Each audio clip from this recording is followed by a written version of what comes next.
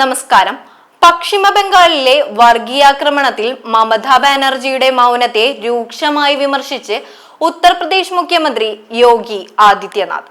മുർഷിദാബാദിലെ സ്ഥിതിഗതികൾ നിയന്ത്രണാതീതമായിട്ടും സംസ്ഥാന സർക്കാർ നിസ്സംഗത പാലിക്കുകയാണെന്നും അദ്ദേഹം ആരോപിച്ചു.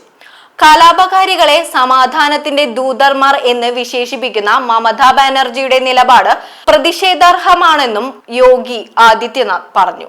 ബംഗാൾ കത്തിയെരിയുകയാണ്, എന്നിട്ടും മുഖ്യമന്ത്രി നിശബ്ദത പാലിക്കുന്നു. ശക്തിയുടെ ഭാഷ മാത്രം മനസ്സിലാക്കുന്നവർക്ക് വാക്കുകൾ മനസ്സിലാകില്ല.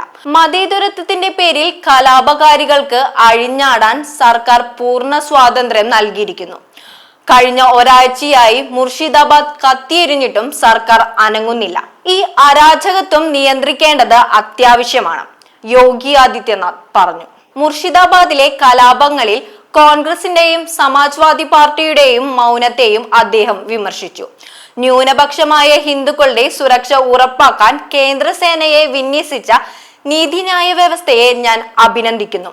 മുർഷിദാബാദിലെ കലാപങ്ങളിൽ കോൺഗ്രസും സമാജ്വാദി പാർട്ടിയും അർത്ഥഗർഭമായ മൗനം പാലിക്കുകയാണ്, അദ്ദേഹം കൂട്ടിച്ചേർത്തു. വഖഫ് ഭേദഗതി നിയമത്തിനെതിരായ പ്രതിഷേധം മുതലെടുത്ത് കഴിഞ്ഞയാഴ്ച പശ്ചിമ ബംഗാളിലെ മുർഷിദാബാദ് ജില്ലയിൽ പൊട്ടിപ്പുറപ്പെട്ട ആക്രമണത്തിൽ 3 പേർ കൊല്ലപ്പെട്ടിരുന്നു.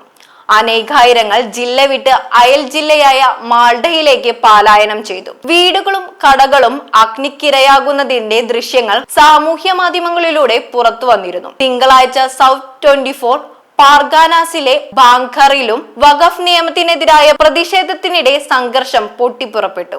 കൽക്കട്ട ഹൈക്കോടതിയുടെ നിർദ്ദേശപ്രകാരം അക്രമം നിയന്ത്രിക്കാൻ കേന്ദ്രസേനയെ വിന്യസിച്ചിട്ടുണ്ട്. കലാപങ്ങളുമായി ബന്ധപ്പെട്ട് 150 പേരെ പശ്ചിമ ബംഗാൾ പോലീസ് അറസ്റ്റ് ചെയ്തു. ഇതിനിടെ ബംഗാളിൽ CPM അനുഭാവികൾക്കെതിരെയും രൂക്ഷമായ ആക്രമണം നടക്കുകയാണ്. പാർട്ടി വ്യത്യാസമില്ലാതെ ഹിന്ദുക്കളെയാണ് ആക്രമിക്കുന്നത്.